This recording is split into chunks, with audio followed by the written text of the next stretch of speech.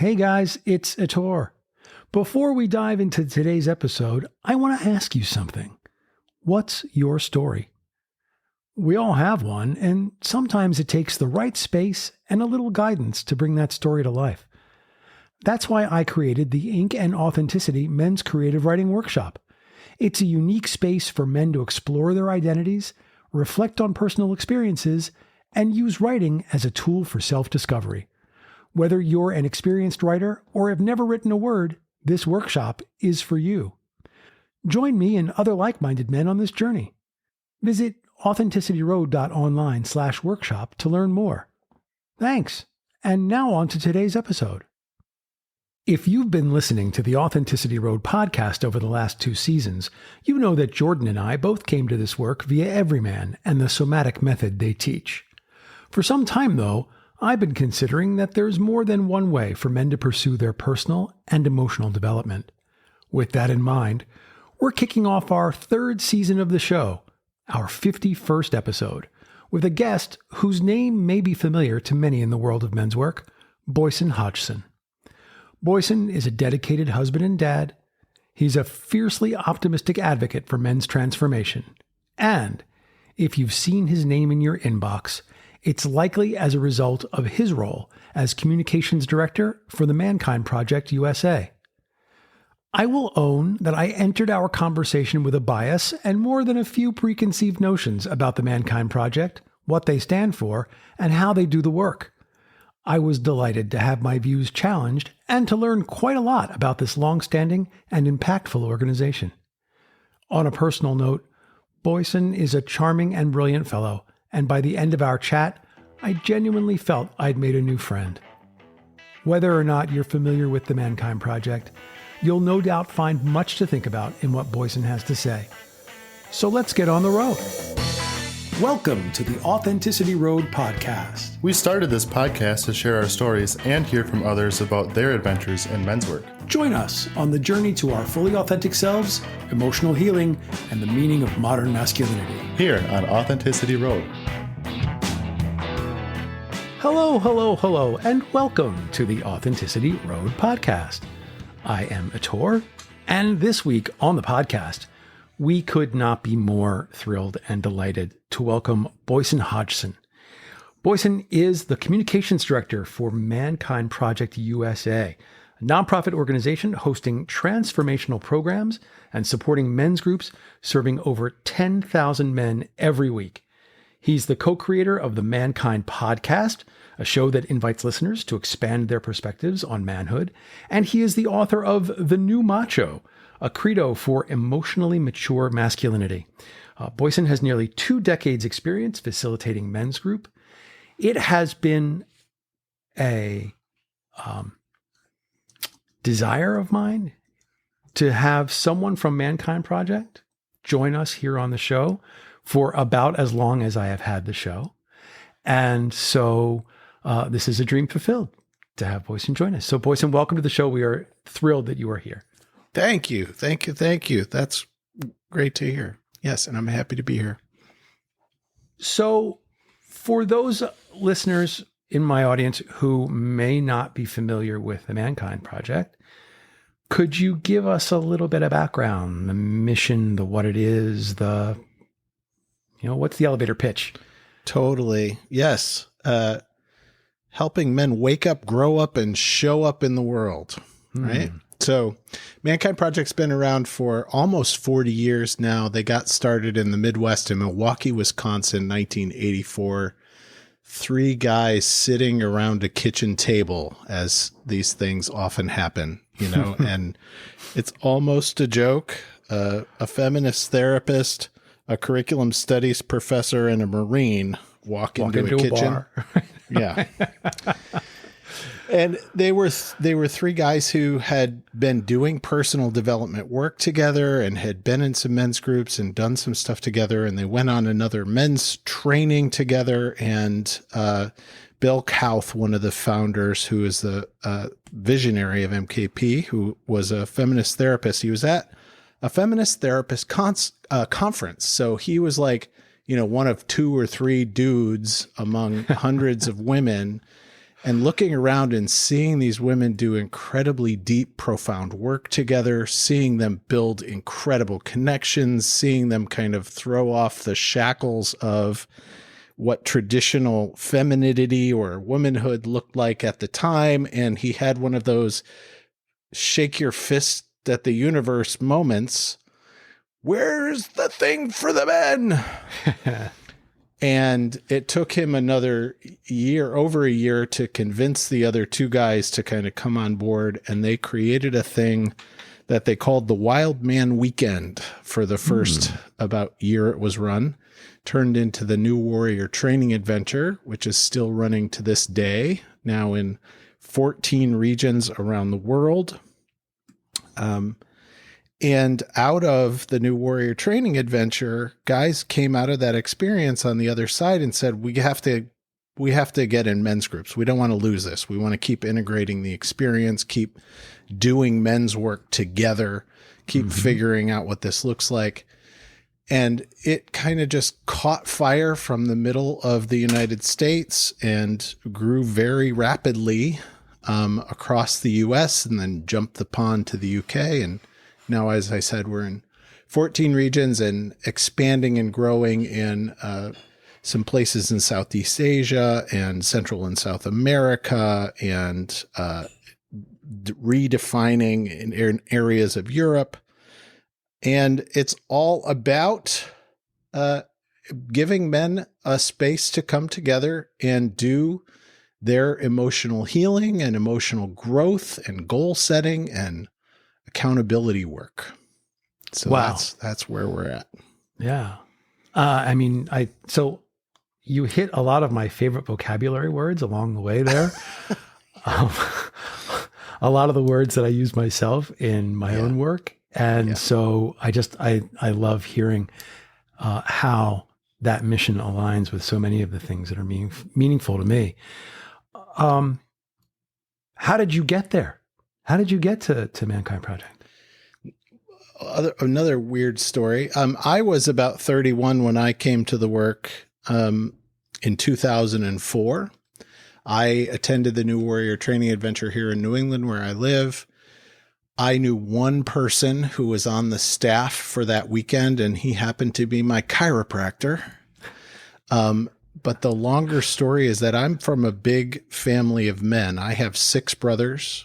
I had a dad. I had 2 stepdads. I had a lot of men in my life. Grew up surrounded by boys and men. And into my adult years, still never trusted or felt closely connected to men. Yeah. So I had a beautiful mask. I had a wonderful persona. I had a whole lot of good things going for me.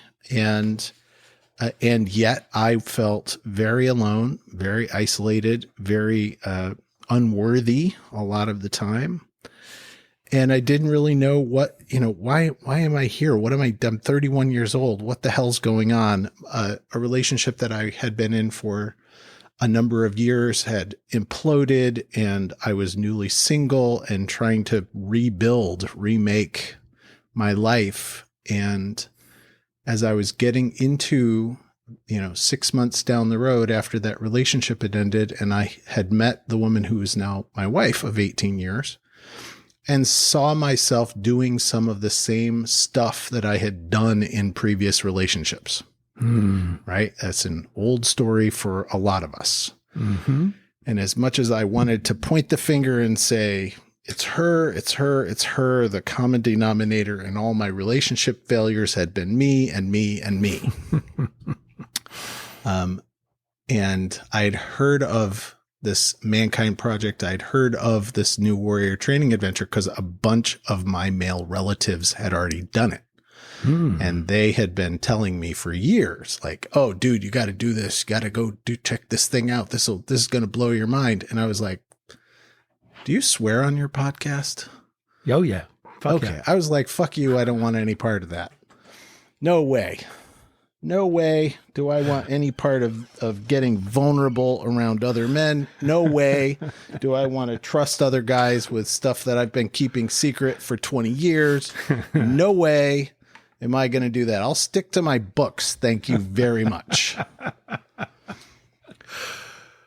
And then I did it anyway, because a chiropractor tapped me on the shoulder in the hallway after I had been crying on his table. And he said, I see in your body, I see what's going on. You've got a lot of stuff going on. I can just see it. Have you ever heard of something called the New Warrior Training Adventure? And I was like, screw you, Wayne. And then I signed up. So let's talk about the New Warrior Training Adventure. So this is, as I understand it, now I have never been a member of ManKind Project. What I know about MKP is from reading the website and knowing a few guys who have been involved and, reading stories that I've read in the news and things like that. So as I understand it, NWTA, or New Warrior Training Adventure, is your centerpiece event. Is that, our flagship? Am I correct about that? Yeah, Okay. It's our flagship training. Yes. So can you talk to us about what it is, why it is, why do I want to do this? What am I going to experience? So from a kind of theoretical, philosophical position, one of the things that the founders kind of recognized as they were building this thing, putting it together, was that men oftentimes need some sort of shock to the system to wake them up. And they had experienced a number of different things and work that they had been doing together. And so they set out to create an experience that would wake men up, wake men up to something raw inside of them, wake them up. And so they said, let's make an adventure. Guys like adventures, right? Let's do an adventure. Right. And they just started pulling from as many different sources as they had under their belts to bring this thing together. And what they came up with, even though they didn't call it this at the time, for like 10 years, they didn't call it this, was a hero's journey. Right. Was an archetypal rite of passage experience for guys. They brought thematically a lot of, your listeners are probably going to be familiar with Morin Gillette, right? King, warrior, lover, magician, and the work of Joseph Campbell, Hero with 1,000 Faces. Yeah. And the kind of archetypal journeys that we go through. Right. So they set out to create something that would have a really super impactful separation from the normal world, a descent into the darkness, an ordeal in which every man gets to face what has power in his life, and then a reemergence, claiming of the boon, and a reintegrating and coming back out of the experience. So what I just told you is exactly what happens on the New Warrior Training Adventure without telling you anything that happens on the New Warrior Training Adventure. Right? Well, it's also what it says on the website. So yes, I got that. Yeah. I got that already. And I'm actually going to let you off the hook and say, and the reason for that is that everyone's adventure is their own. That's true. Everyone's adventure is their own. And we say a lot more than we used to. And I'm happy to talk about, kind of the heart of the descent is, it's a road of trials. So it's a lot of it is cognitive. A lot of it is looking at, like, we talk about accountability. We talk about how the choices that I make in my life set me up to be in the place that I'm in. And we create cognitive dissonance by asking, and is that where you want to be? Seems like you've set yourself up in a catch-22. What do you want to choose to do with your life now? Right. There's a lot of group exercises and team building to kind of get guys connected to each other, get guys used to the idea of seeing each other face to face, eye to eye in a group experience, kind of group bonding, without the trappings of your title or even your name or your car or, all of that kind of stuff that we rely on as kind of markers for who we are. Right. And the heart of the New Warrior Training Adventure is a process we call guts. And guts is an individual bioenergetic experience where every man has the opportunity to literally step out onto the carpet and do a piece of intense, experiential, facilitated work. Shadow work, carpet work, guts work. And to integrate something, usually something from his past, right? To integrate some experience of the past that he has been unable to get through. So for me, that looked like reintegrating a piece of myself about not being worthy and stepping into a place where I could claim fully in my body and with my whole voice a sense of I deserve to be here. Yeah. I mean, you actually anticipated my next question, because my next question was going to be, and what did that look like for you? Yeah. So it was winning something. It was getting something back that I felt like I had left behind when I was a child, when I was very young. And my parents were divorced, like so many other Gen Xers. My life felt to me at the time, like when I was little, like chaos, right? But the opportunity of men's work is that I get to go back and rewrite and rethink and reimagine those stories to create a much more empowered way of being for myself in the world. Yeah, absolutely. Not blaming others. In full responsibility. Yeah. I want to go back to something you said kind of very early on in this. And that was that, growing up, you did not perceive men as safe. You did not trust men. Yes. And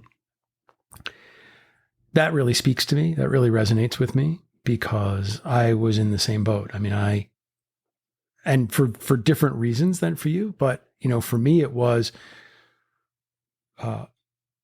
growing up gay in a rural community with 3 older brothers, with, an abusive alcoholic father, who was largely absent, but when he was around, he was abusive. And so for my entire life, I mean, all the way through grade school and then high school and then college and into my adult life, I always perceived men as unsafe. And it really wasn't until I got to the world of men's work that I started to understand that I could trust men, that men are trustworthy, or can be trustworthy, that they can be safe, that they can actually be my best friends, which was something that completely escaped me before I started doing this work. Thank you. Yes. Yeah. And for so many of us, I think that the details of our experiences look different.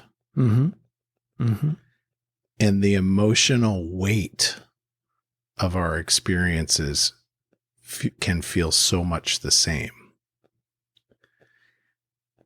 And what I love so deeply about men's work is that it gives me the opportunity to be in a space where no matter what the background, no matter how different the story is, when I see a man's heart and soul, they're like, I see yours right now. That makes a difference, right? Yeah. That connects. It connects. I say this regularly to the men that I work with in the men's work community. And that is that, how can I look this deeply into another man's soul and not fall in love with him? How can I just not love this human for being a human, right? When I can see that deeply into them. Because when we undertake this work, we become so vulnerable and we open ourselves up so deeply that we can be seen, and others can see those things that we never intended anyone to see and that remained unspoken for most of our lives. And once we reveal those things to someone else, how can that person just not love you? You know, and support you and stand by you and be your brother and be your friend. I will confess that my original ambition to have a member of MKP join me on the podcast was based in a kind of prejudice of mine or a kind of bias of mine. And that was my perception of, well, MKP is fine if you're the kind of guy who wants to go and play cowboys and Indians in the woods. Well, let's go right there. Yeah. Keep with a going. bunch of guys, Yeah. Right. You know, if you want to buy into all that mythopoetic mumbo jumbo, hoo-ha. Yeah. hoo-ha, woo-woo, you go right ahead. I'll take my science-backed somatic practice any day of the week. Thank you very much. Right? That's great. And so there was that piece of me that was expressing a clear bias, right? And from the moment you and I began talking, right? And I didn't invite you here as a hatchet job, right? I invited you here because I legit want to talk about what you do, right? Let's do that. Yeah. But I want to also be honest about my biases, right? But from the moment you started talking and I heard the things you said, my heart was going, well, yes, I align with that. Well, yes, I align with that. Those are the words that I use. Yes, that's what I'm trying to achieve. And so it all falls in line. And for a very long time, I have held this belief that all of us in the world of men's work, whether we are practicing it with ManKind Project or with Sacred Sons or with whomever, we're all trying to get to the same destination. Yeah. We're all looking for the same thing. We're just going about it with different flavors. You know, there's more than one route, more than one road to salvation. There's more than one way to believe in God, right? And so the fact that all of this aligns so well with my personal belief system is, on the one hand, really comforting, and on the other hand, really unsettling and shocking. And I'm loving sitting in this discomfort. I'm feeling kind of energized and activated by being in this uncomfortable place. And so I want to thank you for that, for bringing me there. You're welcome. And I'm Happy wondering to as I'm talking about this, what's coming up for you? Yeah, it's great. It's awesome. Thank you for owning your biases, and thank you for owning my biases also. So, well, first thing I want to say, just on a meta level, right, is projection. And this is another thing that I'm going to wrap my arms around you in this, something we learn about in men's work. I'm walking around in a hall of mirrors all the time, seeing myself reflected. Well, and those things that I despise most are those things that I see most in myself, right? The mirrors that hold up those things to me are the things that really piss me off. Yeah. Right. Yeah, for sure. The things that I have the most trouble owning, dealing with, facing in myself. Yes. And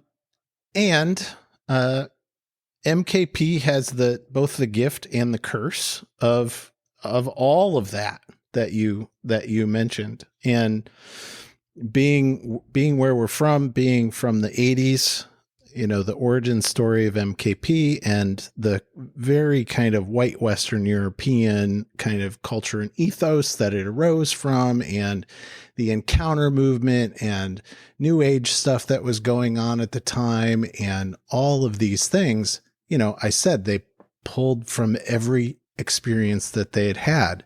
Right. Some of it that they pulled from all the experiences that they had was not so good 40 years later. Right? Yeah, it didn't age well.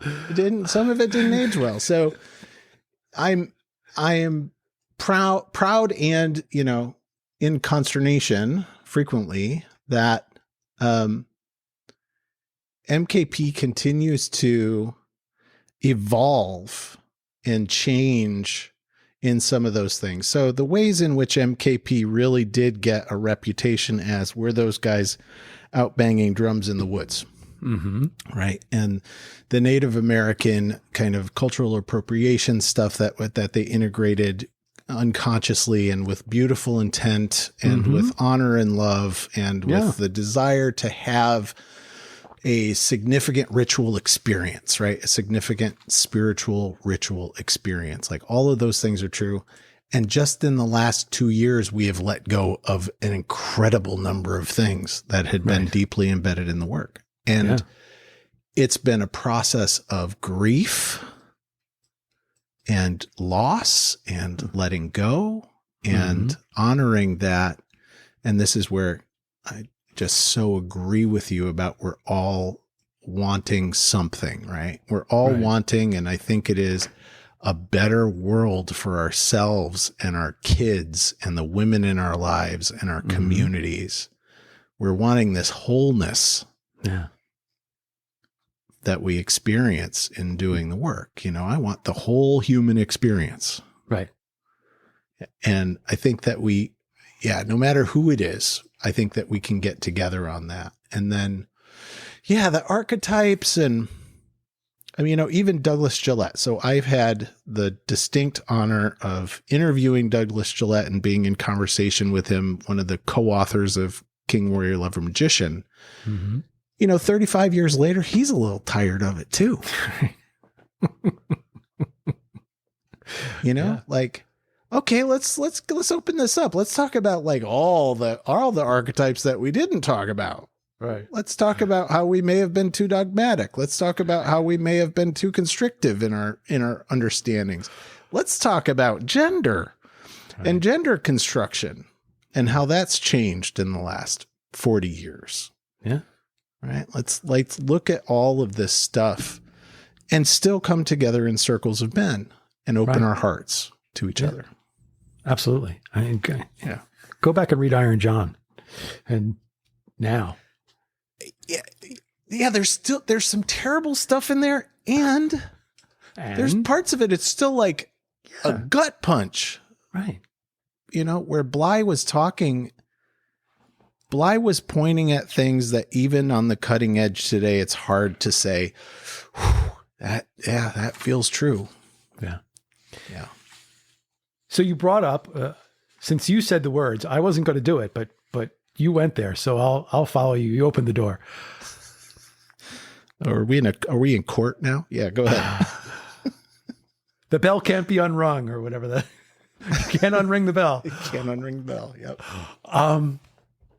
Cultural appropriation. Yeah. Yeah.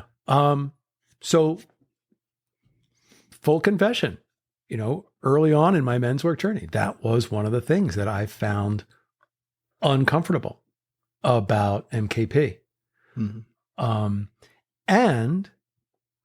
But I also want to credit the organization with really taking that bull by the horns. I mean, as you said, getting rid of so many parts of what had been your established rituals. So obviously I don't know the experience of being inside the organization and having been there before and being there after. I do know the things that I've read online. And, I went through a few real hand-wringing Reddit threads of guys on either side of the issue. Yeah. You know, on the one hand, saying we weren't appropriating anything, you know, this was an honoring. And on the other side of the issue, saying, fuck that, it was appropriation. But like you said, it was the cobbling together of everything they had experienced with good intent, with good intention. But I also really want to credit you, communications director, that the website itself talks about this and, you know, and says, this is what we did, and this is what we're doing, and this is how we're moving forward. And so I want to be honorable and respectful for the way that you are handling that now. Even as I notice that that was one of the things that was maybe why I wasn't such a fan at one point. So what took its place? So now when I go and I have the experience, what replaces that? Stay with us. We'll be right back. Hey guys, it's Ator again. Sorry to interrupt the show, but I want to tell you about something I'm really excited about. If you've been listening for a while, you know how important it is to take time for self-reflection and growth. That's exactly why I've created the Ink and Authenticity Men's Creative Writing Workshop. This is a 6-session online workshop designed specifically for men. Whether you're looking to explore your identity, challenge societal expectations, or simply find a creative outlet to process your life, this workshop gives you the space to do that. It's not about being a professional writer. It's about telling your story, digging deep, and connecting with others on the same journey. Each session is filled with prompts and discussions that will help you understand yourself better, all in a supportive and open environment. So if you want a way to write, reflect, and share, join me for Ink and Authenticity. Just visit authenticityroad.online/workshop to learn more and register. Now let's get back to the show.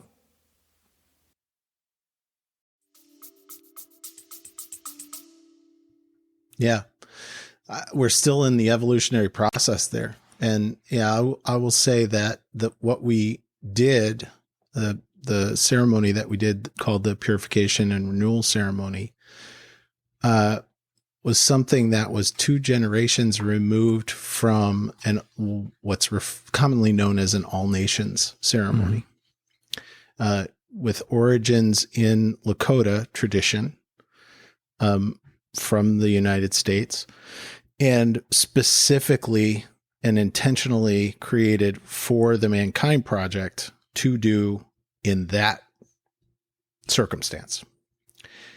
And what we've recognized as an organization, and this has been extraordinarily painful, is that we've had a long relationship with a particular family, particular lineage. Mm-hmm. And that relationship continues to this day. And even with that, the culture is so different today than it was back then, that we can recognize and honor that relationship and recognize and honor that there are still MKP guys, there are still guys connected to the work who are deeply devoted and in relationship to that tradition. Mm-hmm. And we're not going to do it in here. Right. That for the organization to continue in a way that feels respectful of the people who have come to us and say, no, this is not okay. Mm-hmm. Yes, we understand that you've had that relationship. Yes, we understand that what it is, and it's still not okay. So where we have gone, and then there were a lot of things that were just pickups that the guys in the 80s picked up, like a hoe, saying a hoe, right? That didn't come specifically from the Lakota. That came from kind of the new age powwow culture of the 70s and 80s. Right. Lots of new agey groups were saying a hoe. Lots of new agey groups are still saying a hoe. Oh, yeah. You can say that again. Right. And so there were things like that we were just able to say, you know what? We can just let go of that. Yeah. We can let go of kind of some of the red cloth We can let go of some of the feathers. We can let go of, tobacco. We can let go of some of these things that were very common across many organizations, and many kind of things arising out of that time, but not necessary to our intention, which is creating the space for men to do this work. So do you think that MKP got unfairly targeted for this? Since so many others were doing similar things? MKP is as you know, I mean, we're big. Right. That's what I'm saying. Or were you a lightning rod? Yeah, we're a lightning rod. And there are a number of, and this is where the pain is, that there are many Native American men who are involved in the organization and have been involved in the organization for decades, who felt incredibly betrayed by the organization for making this change. That's an interesting perspective. Wow. Yeah. Men, both white men and Native men, who have been devotees, who have gone to those places and gotten teachers and devoted their lives and given back in significant ways to indigenous people in this country. And many of those men are also coming to see that we can continue forward in a beautiful way, with different processes. So, and I will say, I have loved the lodge. I did not have, when I was getting ready to get married 18 years ago, I didn't have a bachelor party. I had a bachelor sweat. I love it. I invited my groomsmen and my father-in-law and my brothers and my dad, and everybody came, and that's what we did, was we had someone pour us a lodge. That was my celebration. Right? Is delicious. And profound, holy crap. Only time I ever saw my father-in-law weep deeply, openly, profoundly was sitting in the dark. Yeah. And bathing in sweat. So that my heart hurts. And I have also participated in the new process that we created for Sunday. And it's a beautiful process. It's different. And it's a beautiful process. And it gives the men what we intend to give them. Yeah. Right. Yeah.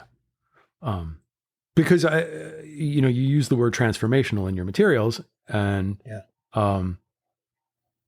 I'm saying life-changing. You're saying transformational.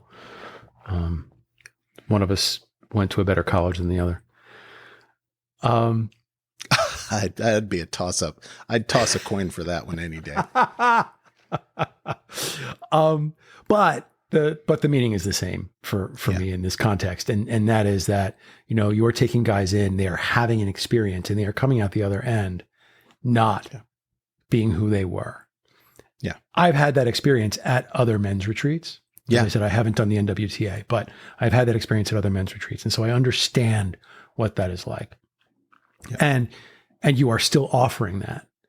You're just doing it differently. And that's beautiful and awesome. Yeah.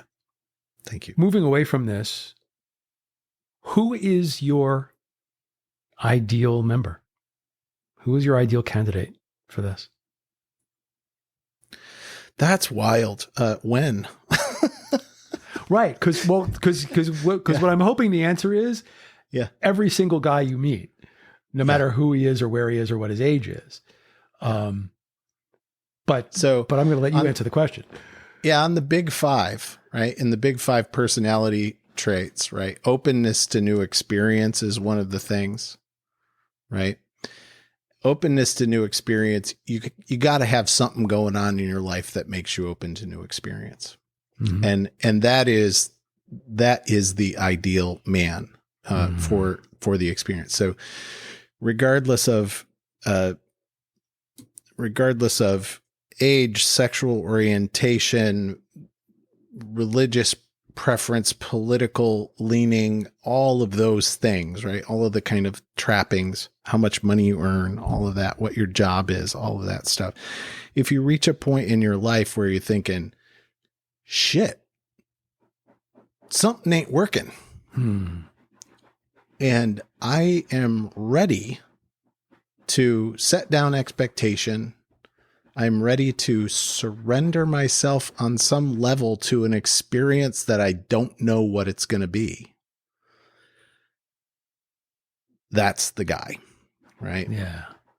So men who do not have a good experience on the New Warrior Training Adventure are men who come into it expecting that it's a retreat or a little workshop that they're going to coast their way through. Or they come in with a fixed mindset that is not ready to really open, not ready to allow themselves to be vulnerable. Right. You know, it's not for guys who, and this is like the contraindication stuff, right? It's not for guys who are just starting to get sober. It's not for guys who have a lot of unexamined significant trauma in their life. Yeah. It's an intense process. It's meant to be intense. It's intended to be intense. Yeah. It is a triggering process.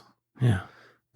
That's not to say that men who have who have had significant challenges in their life don't get amazing experiences, but it's something that we pay attention to for sure. Yeah. You know, just talking about this is giving me sort of a antsy feeling in my lower back and my legs saying, I want to do this. I don't have a lot of unexamined stuff. Yeah. I really worked through my stuff. But the notion of, and I've done my hero's journey. Yeah. Multiple times over. Yeah. But this work is like catnip for me, right? You know, this is, Yeah. I'm so into it. And so it's kind of like, you know, a spelunker or a mountain climber who just wants to climb every mountain, right? Wants to go into every cave. Yes.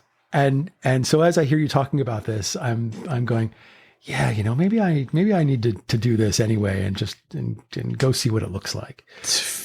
To feel and experience it. Yeah. Absolutely. Absolutely. Yeah. And it, in the same way that I love to go and engage in other stuff, right? Cause everybody's got their own special sauce, so to speak. And I also think that I don't think that life is a series of peak experiences. Naturally, I think you have to find peak experiences, or at least let me put that in the I. I have to find peak experiences, and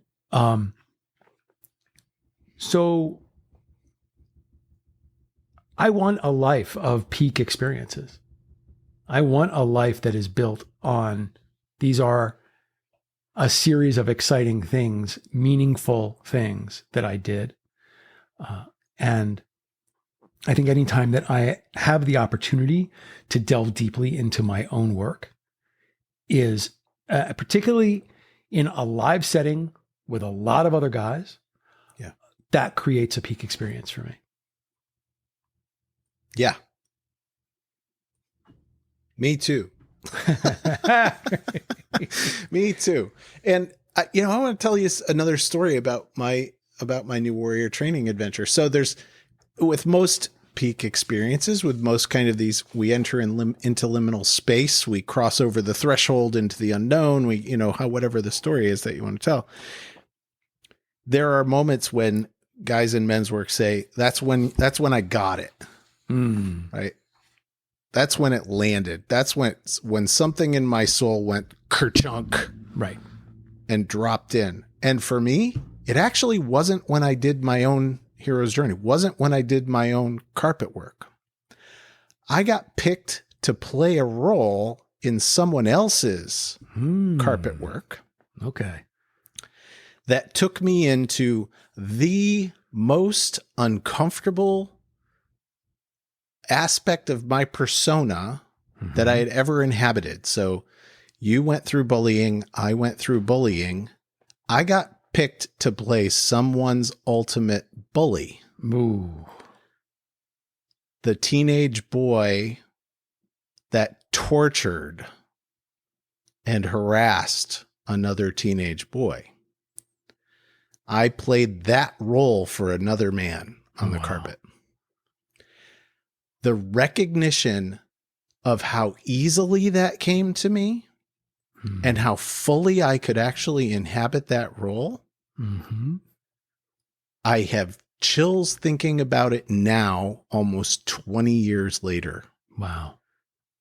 The recognition that the thing that I thought that I hated the most, that was most alien to me, it's right in here. Yeah. I have a mirror I can show you if you'd like to see what that looks like. Exactly. And that man who I did that work for, he's a couple of years younger than me. We are forever lifelong bonded by that experience. Yeah. Yeah.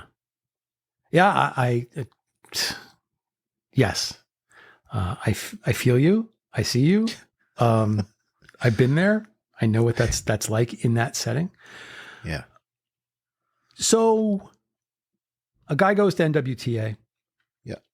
Cool. Great. Perfect. He has this journey. He comes out the other side and a different guy. I'm not going to say a new guy, a different guy.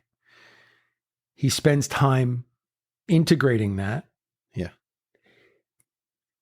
What do you do with him then? Great. You don't just drop him, right? You don't just drop him off the cliff and say, okay, have a nice life.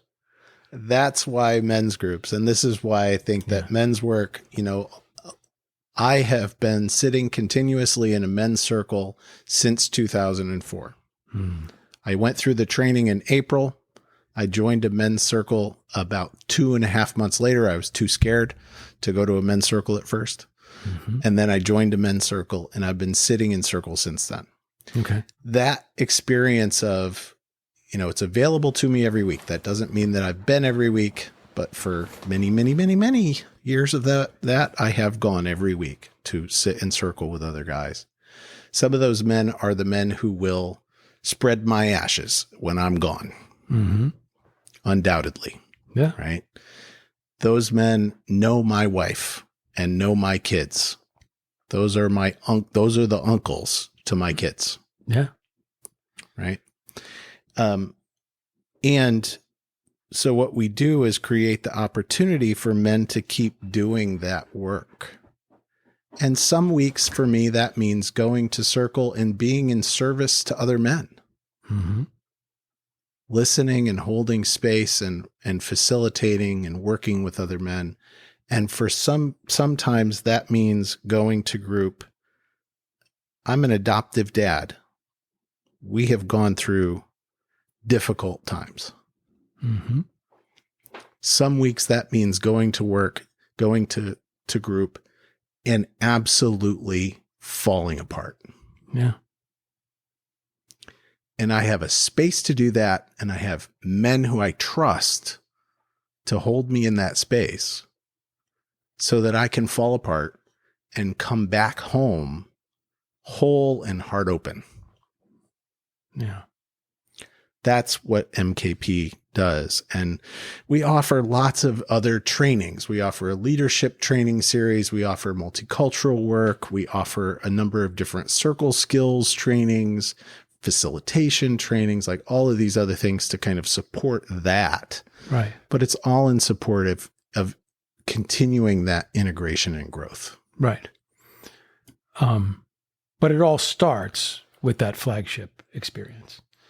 So that's the way it was. And again, that was a very high hurdle for a lot of guys, right? Hey, pay us whatever, pay us $750 and come give us 2.5 days of your life. Right. To do what? I'm not going to really tell you a whole lot about that. Just come on down. It's a tough sell. So we have more and more now. There are open circles, open men's groups across the United States. We do free online stuff. We do some paid online stuff that gives guys the opportunity to really test the waters, learn skills, start to get a feel. What we've noticed, and then we had COVID, right? So we are an in-person, face-to-face, nose-to-nose kind of organization. We shut down for a full year and a half. Wow. And then we opened for a couple of months, and then we shut down again our in-person training. So we learned to do a lot of stuff online. Yeah. In that amount of time. And now we've got guys who have been sitting in circles online or in person for a couple of years coming to the training, coming to the weekend. And they walk in like, okay, I'm here. What do you got? Like, whatever it is, let's go harder. You know, that's been fun to watch. That's been really fun to watch. Is it as transformational for a guy who has been doing the work as it is for someone who gets there cold and has no idea what he's about to face? I think it's really hard to say. I don't know.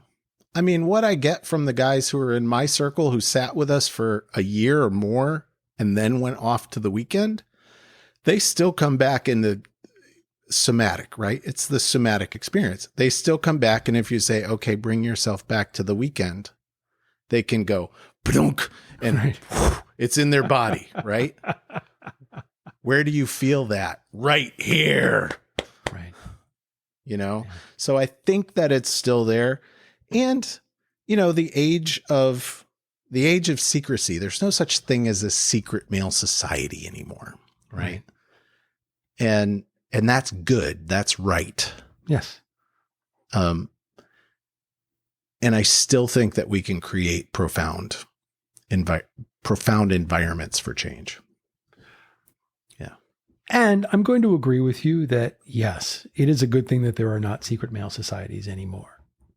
However, I am also going to say that I think it is essential that men have the opportunity to do this work and to do these practices in the absence of women, not because we don't love women and not because women aren't fabulous in and of themselves and in their own right, but because there is something that happens when a woman is in the room that changes the way that men do the work.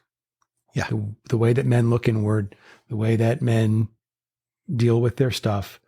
And so you get a lot more done when it's just all guys.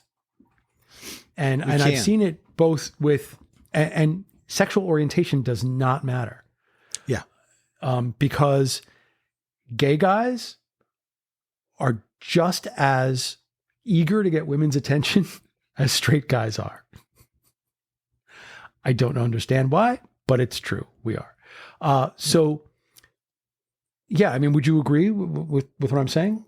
I think it is critically important for those of us who were socialized as men in this society to have those spaces of supportive, challenging men's spaces to do this kind of work. Yeah. And there are things that my first year and a half sitting in a men's group in my early 30s was about those men, and they were all older than me, loving the shame out of me. And I don't think that that's work that I could have done sitting with women, because so much of the shame that I was carrying was about my psychological relationship to women. Wow. Right.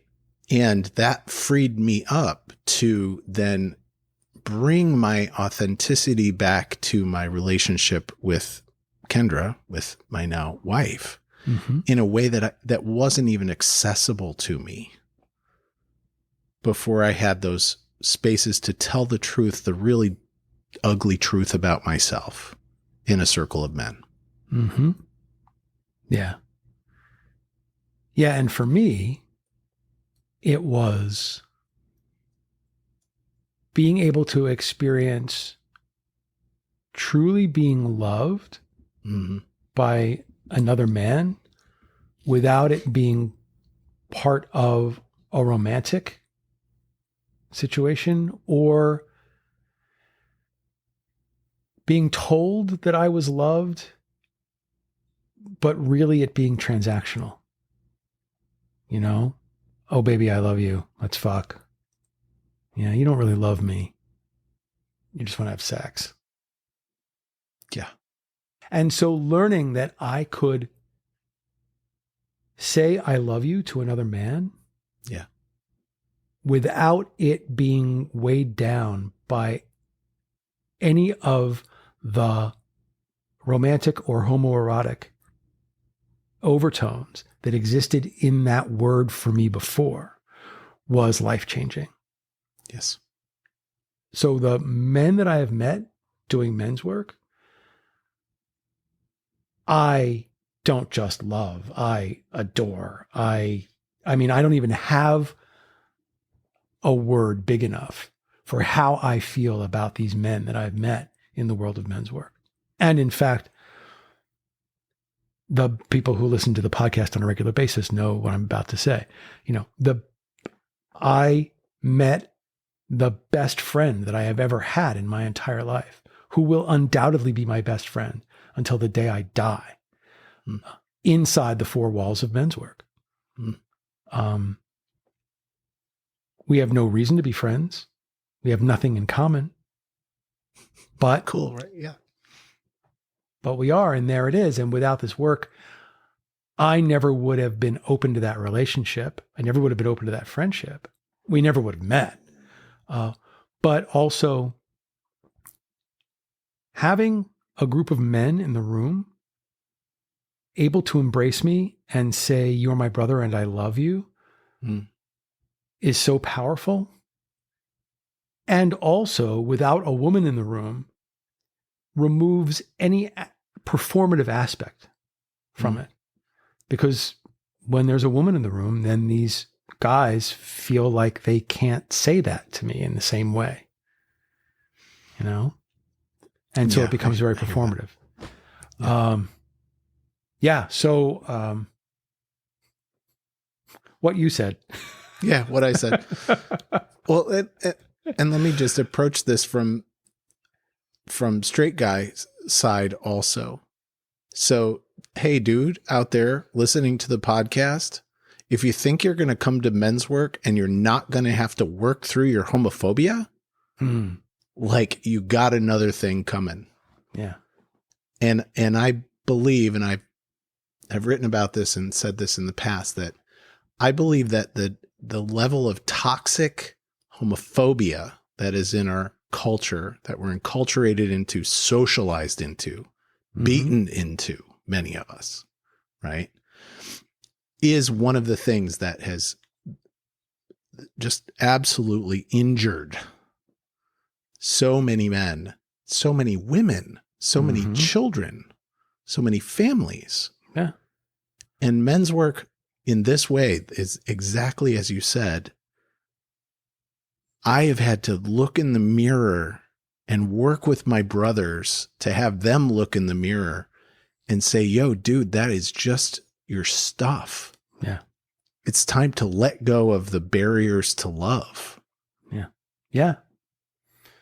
Yeah. Yeah. It's only inside the context of doing this work and maintaining this practice that I have come to a place of unconditional love, for the people around me, for the people in my life, for strangers that I meet, right? That when I was able to get to the place where I was able to love myself that way, I was able to get to the place where I was able to love others that way. And, being able to direct that outwardly, I see you are a human being. By virtue of existing on this planet, you are deserving of my unconditional love. Right? And what you were saying about, hey, straight guy out there, you're going to have to face down your homophobia. I am of the firm belief, and I probably should research this someday because someone's probably written a paper about it or a book about it. But I am of the firm belief that homophobia is really just a version of misogyny. That in that fucked up man mind of there is nothing worse that you could be than a woman. Right. AKA or ergo, there is nothing worse that a man can be than be like a woman. And from their perspective, being a gay man is being like a woman. Right. And so for me, homophobia is just disguised misogyny. And so straight guy out there, gay guy out there, any guy of any orientation out there, if you think you're going to do men's work without confronting your misogyny, you've got another thought coming. Because one of the criticisms that I often hear, so I remember when I very first got involved in the world of men's work, I was so excited, and I was talking to a female colleague of mine at work. Right. And I said what I was doing, and I was talking about men's groups. And she said, "Why do you need a men's group? The entire world is a men's group." Right.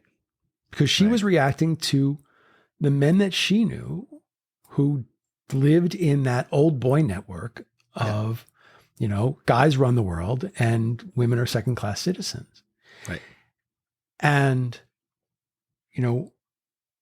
I've taken a lot of flack from people who don't understand what we do, who think that we are men's rights activists, who think that we, are actively misogynistic and are using this as a front, or that we're all closet cases who just want to be in the company of men. Right. And they really don't understand what we're doing. They just really don't get it. Yeah. And so I apologize for going off on my soapbox, but this is what happens when I get triggered, Boysen. You've seen it now. Well, I'm not scared. I ain't scared. I'm safe. I promise I'm safe. I totally hear that. And I am also not going to let us off the hook either, because I have seen and do see ways in which I unconsciously reinforce negative stuff in guys that I'm around, right? It can happen. Yeah, it can happen. Better believe it. Yeah. The locker room's never far away. Yeah. So all of this is, in a context of recognizing that many things can be true at the same time. Yeah. Yes. I have to keep awareness of my own sense of entitlement and privilege. I have a wife, Kendra has been doing shadow work for a long time too. So, I have a partner who can hold that mirror up to me as well and say, "Damn, dude, look at that." Take a look at that stuff. Take a look at those assumptions you're making. Take a look at that's going on for you. And and tell me if I'm overstepping here. Yeah. And if I am, I apologize. But you're raising children who are people of color, correct? Yeah.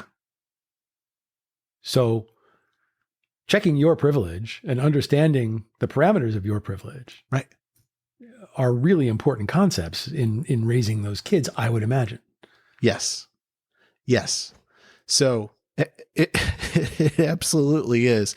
And thank goodness for the amount of work that both my wife and I have done, independent of and before I ever stumbled into men's work, awareness of racial justice and study of history were both things that my wife and I were engaged in.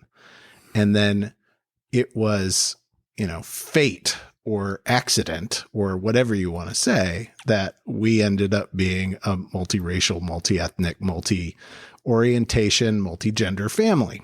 Right. right? So all of those pieces get pulled in. And what's great about men's work when I am on point, when I am doing my work, is that I don't have to take myself so fucking seriously around all of this fragility that I can so very easily fall into. Yeah. It's very easy for me to drop into male fragility, white fragility, straight fragility, all of those things. Yeah. And my kids keep me honest. Yeah. Like, that's what it's about, is, you know, it's a daily conversation. All of these aspects of identity are a daily conversation in our household. Yeah. Wow. Thank you for opening that up and sharing that. I very much appreciate that. Yeah. And boy, what a freaking learning.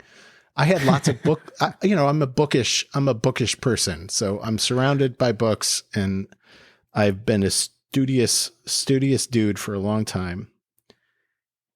And the recognition of really actually seeing what generational trauma, internalized racism, generational oppression, all of that stuff looks like, when suddenly I was walking beside my kids and seeing the world interact with my kids.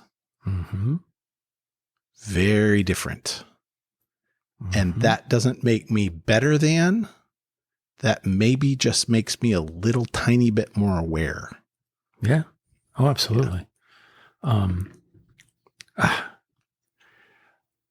And this is an episode all to itself. I mean, this is a conversation, a much bigger and more intense conversation. You too can find this in men's work. Right. And the next time I have this conversation, I don't want it to just be two white guys sitting around having this conversation. Right. Yeah. I want to open up the field of who's in the room when we talk about this.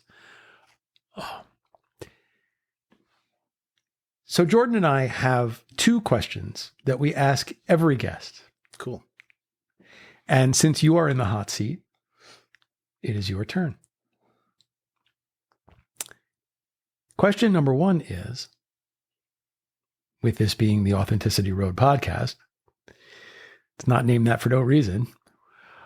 What does the word authenticity mean to you? So I'm going to tell a story.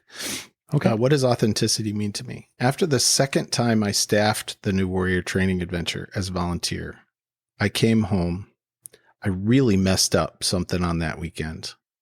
Like, I screwed up and publicly owned it. And I came home and I sat down on the couch with my wife, and I put my head in her lap, and I bawled for 15 minutes. Because I had finally realized that I could fuck up and still be lovable. And that to me is like authenticity. When I'm authentic with my kids, it's when I can say, hey, I fucked up.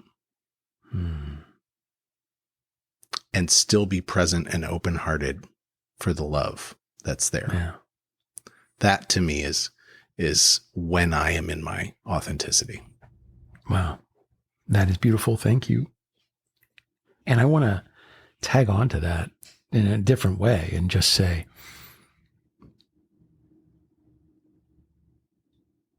that's a real moment for any of us when we learn that we can be not perfect and still be lovable. You know, that journey toward unconditional love that I was talking about earlier. Yeah. You know, that's part of that.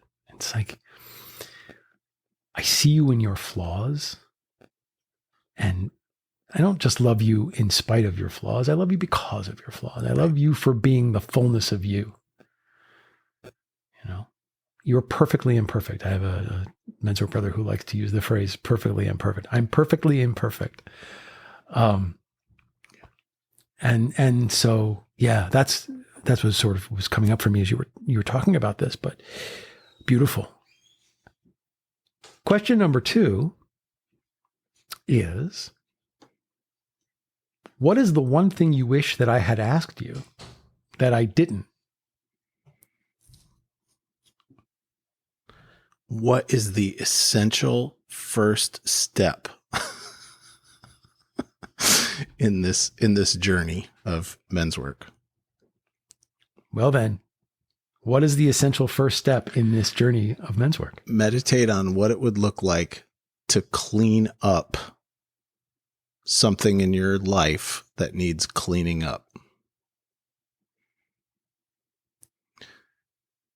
And if you find the commitment in yourself, for yourself, to start cleaning that up, then you're ready to start doing men's work. I'm going to cross stitch that on a pillow. You're going to cross stitch that on a pillow? It's the first line of the new macho. He cleans up after himself. Yeah. It is very true that is the first step in this. And maybe not even use the word meditate, because some of the guys who are coming to this have never meditated a day in their lives. Totally. Yeah. And are intimidated by the word meditation. So in the hero's journey kind of thing, right? You know, that red phone that they put on the desk in all the 80s movies, that was like the emergency, hotline. that red phone. Hey, dude, if the red phone is ringing, it's not going to stop until you answer it.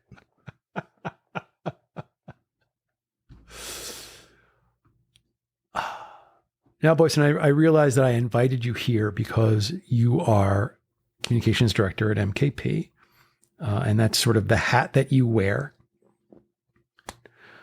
But there's more to you than that, and I want to take a moment to acknowledge that you are a husband and a father and a writer and a speaker, and that you do lots of other interesting things. And so if folks visit your website,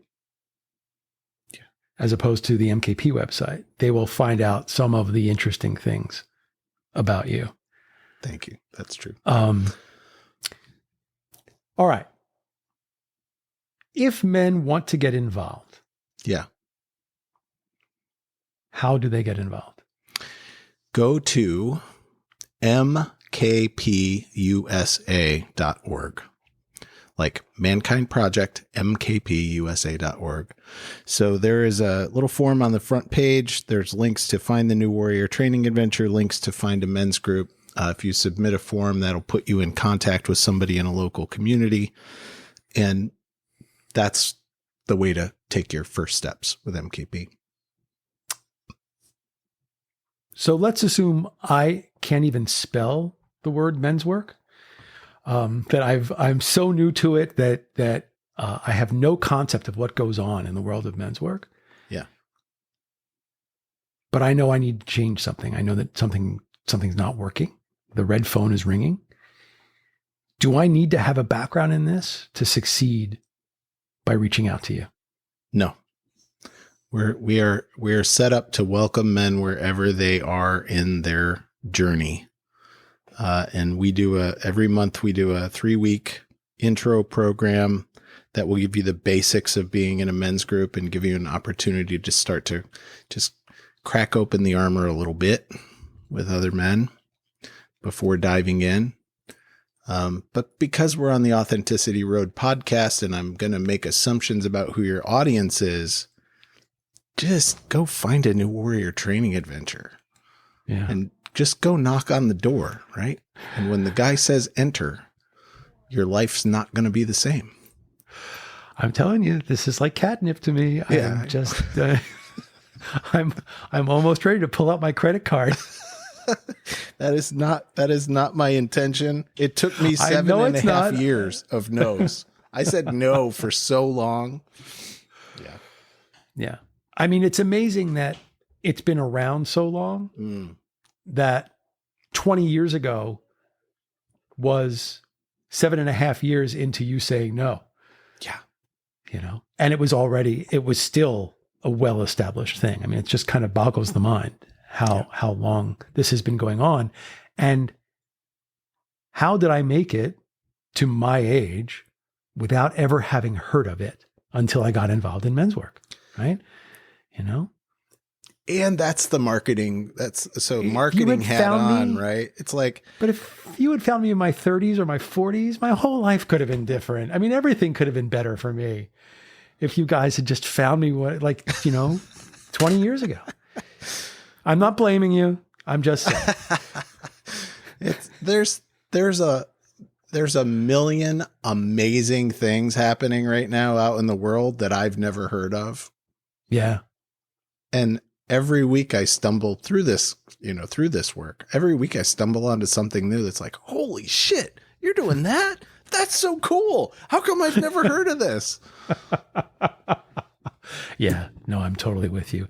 And also, as I have said on this podcast many times, we do this show, I do this show for the guy out there who maybe hasn't even found the show yet, who is going to hear this someday and go, oh, yeah, that's the thing I need. That's what I need to try. Right. And someday some guy's going to stumble across this episode and go, New Warrior Training Adventure. I think that sounds like what I need, Right. And I just hope that guy finds it. May it be so, as those Quakers say. Well, as we are closing up here, I would like to invite you. Is there any last thing that you would like to say to feel complete around having been here today? Or anything that you didn't get to express that you wish you could? Gratitude. Just gratitude. Thank you very much, Tor. Wow.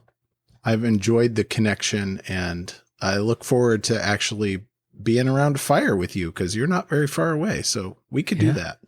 We could do that. And not only am I looking forward to being around a fire with you and meeting you in person, I am also looking forward to having you back on the show, because you're a fantastic guest.